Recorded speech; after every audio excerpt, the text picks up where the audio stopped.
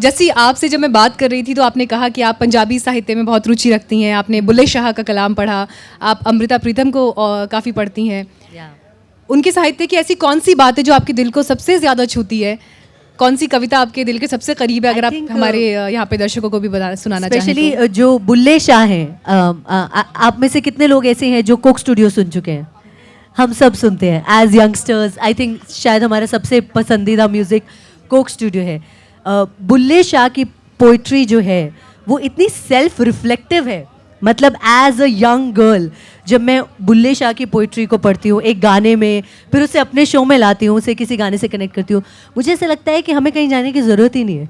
वो होता है ना, भटका हुआ यूथ आंसर खोज रहा है, वो जो आंसर्स हैं वो बुल्ले शाह की पोइट्री में मिलते हैं। एंड उसी को एक लाइन को उठाकर जब आप वीव इन करते हैं अपने शो में लाने की, किसी गाने से जोड़ने की, तो आई थिंक वो कहीं ना कहीं किसी के साथ रह जाता है।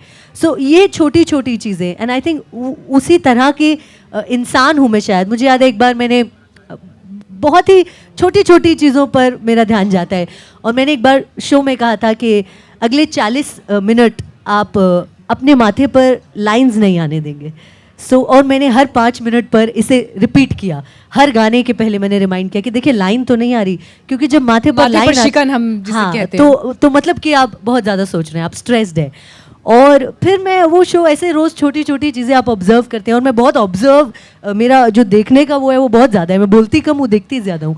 और फिर मैं कहीं चली गई, और फिर बहुत टाइम बाद मैं बिल्डिंग के नीचे चाय पी रही थी, और एक सारे न्यूज़ चैनल आसपास हैं ऑफिस, और एक इंसान आए और बोले कि आपने एक बार कहा था कि माथे पे लाइन नहीं रखनी चाहिए, और मैंने 30 मिनट किया, उसके बाद मुझसे नहीं हुआ।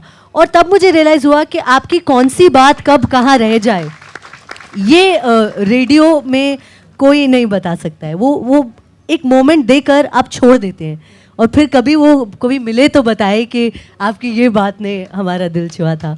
और बुल्ले शाह की अगर मैं बात करूं तो एक बहुत ही ब्यूटीफुल पोइट्री है जो कि इतनी बढ़िया है। मतलब आजकल के टाइम में जहाँ पर लोगों को एक दूसरे से इतनी दिक्कत है, हम एक्सेप्ट ही नहीं कर पाते हैं कि ये ऐसा क्यों है, हम ऐसे क्यों हैं।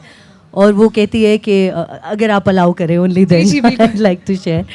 एंड वो पोइट्री कहती है कि मक्के गया गल मुकदी नहीं, चाहे 100 जुम्मे पढ़ाए, गंगा गया गल मुकदी नहीं, चाहे 100 गोते खाए, गया जो बोध गया वाला गया है, गया गए गल मुकदी नहीं, चाहे 100 पाठ पढ़ाए, बुल्ले शाह गल तइयो मुकदी जदों मैनू दिलों हटाए।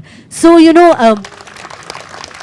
आई थिंक एक यंग इंसान जब ऐसी लाइनें पढ़ता है ना, तो उसको बहुत इंस्पिरेशन मिलता है कि यार ये मैं को हटाना है लाइफ से, जो कि ये सब बातें आजकल और कोई नहीं करता है। तो I think that is where sahitya plays a very very important role, very very important role.